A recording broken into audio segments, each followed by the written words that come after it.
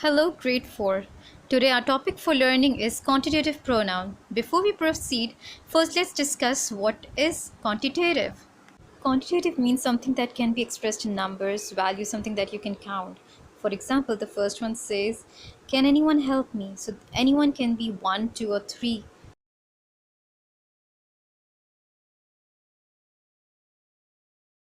Children, further we will move on to what is pronoun because we are on the topic quantitative pronoun. It's important you should know what is a pronoun. Also, I'm sure you already know that pronoun is something that is used in place of a noun. For example, in the picture you can see Jack and Millie. Jack is used for, instead of Jack we use he, and instead of Millie we use she. So children, before we continue with the actual definition of quantitative pronoun, we need to also understand what is indefinite pronoun. Indefinite means unknown, something that is not informed, not mentioned, not expressed. So here, indefinite pronoun, we see the definition, see it's written over there, a pronoun that refers to a person or a thing without being specific. For example, let's see the first example. I have eaten everything in my fridge. Everything means there must be so much in the fridge, but we don't know what all she ate. So that's not mentioned. The next one, she says, I have nothing for breakfast. So that she didn't eat, she ate none. And third one, third place, she's saying I need to find something. She needs to find something, but we don't know what she wants to find, so that is not mentioned. This is what means indefinite pronoun. Till now, we have studied what is quantitative, something countable or uncountable. Pronoun means something used in place of a noun. Indefinite pronoun referring to something unspecific, something that is not mentioned, like somebody, nothing, everything, something. Now, let's get on to the actual definition of what is quantitative pronoun, our topic. So here we have the actual definition of quantitative pronoun. It is a form of indefinite pronoun. Indefinite pronoun means somebody, nobody, anyone, which takes the place of a noun for an amount that is unknown or unnamed. Like in the previous example I explained, you can anyone help me. Here, anyone refers to something that is not mentioned. How many will come for the help? Who is coming for the help? From where the person is coming for the help.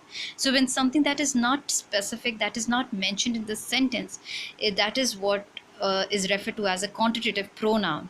These pronouns are used to talk about people, places, or things without saying exactly who, were, or what they are. So we don't know who. It's unnamed, uninformed. So here we have our first type of quantitative pronoun that is used for place. Example, somewhere, nowhere, anywhere, everywhere. We have an example over here. I have looked for my lost bag everywhere. Everywhere is an example that would be used for a place. So you can use everywhere, anywhere, like examples like these for place. So here we have the second type of quantitative pronoun that is used for persons. Whenever you're getting exercises to deal with quantitative pronouns for persons, you can use examples like these are listed here: somebody, someone, nobody, no one. Here we have one more example. I have brought this for someone special. That someone is a quantitative pronoun and we don't know for whom it is. That's not mentioned, it's unspecified.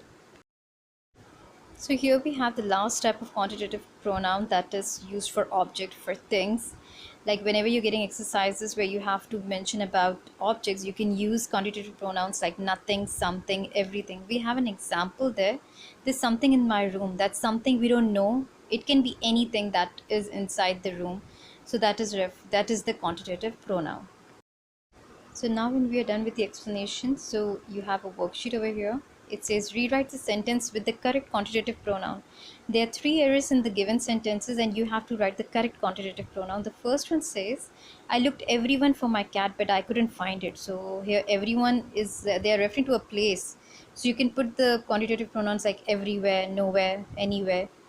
And this is how you're going to do it. So that's it. Thank you for being attentive.